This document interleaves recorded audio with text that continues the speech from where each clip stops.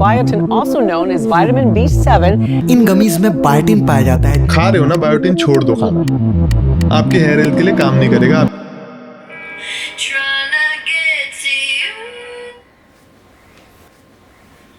इतना biotin biotin क्यों कर रहे हैं? फैक्ट चेक करनी पड़ेगी।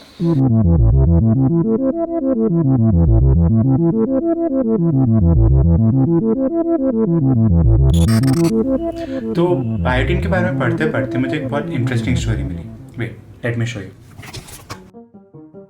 ये कहानी कुछ दशक पुरानी है। जॉन को कच्चे अंडे और वाइन बहुत पसंद थी। उसको अपनी डाइट से इतना लगाव था कि वो अपनी फैमिली घर बार छोड़ के गाँव में बस गया। अब वो खुद के चिकन फार्म पे जी भर के कच्चे अंडे खा पाता।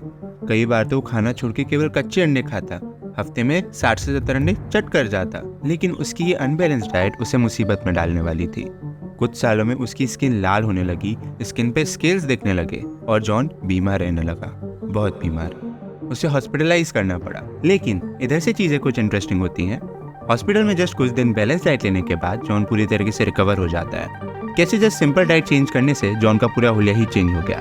और इस सब के पीछे का रीज़न बायोटिन। हाय, मैं हूँ आदित्य।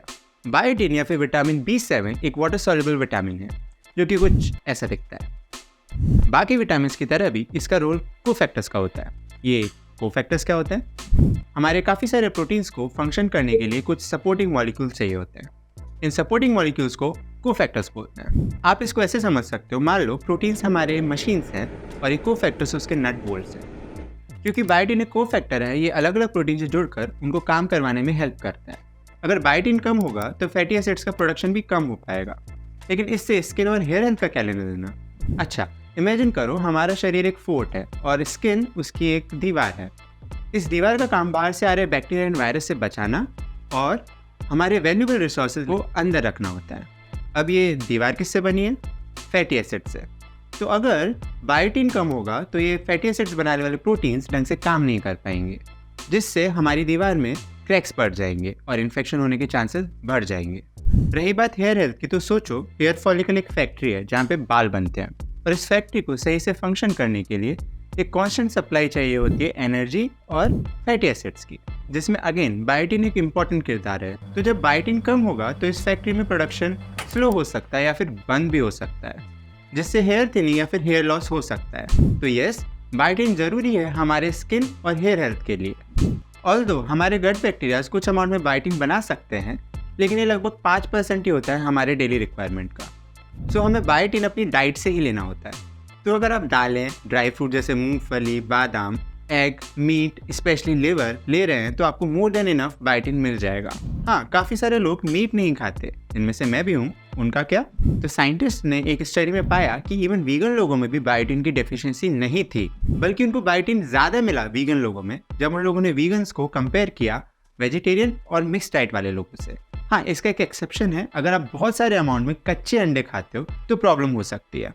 कच्चे अंडों में एक प्रोटीन होता है एविडीन, जो कि बायोटिन से बाइंड हो जाता है और बायोटिन का एब्जॉर्प्शन कम कर देता है, जैसा कि हमने जॉन के केस में देखा था। लेकिन ये एग वाइट इंजरी काफ़ी रेयर है। इसके लिटरेचर में कुछ गिने चुने ही एग्जाम्पल्स हैं। तो यूजुअली बायोटिन हमें सफिशिएंट अमाउंट में मिल ही जाता है अपनी डाइट से, चाहे आप नॉन वेज हो, वेजिटेरियन हो, इवन वीगन हो। तो ये कंपनी बायोटिन कैसे बेच रही है?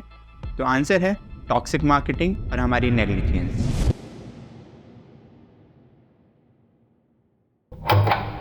भाग दौड़ भरी जिंदगी, थकना मना है, खाने के साथ चाहिए कुछ एक्स्ट्रा। रिवाइटल, सिर्फ Revital. This is what my skincare ritual looks like now.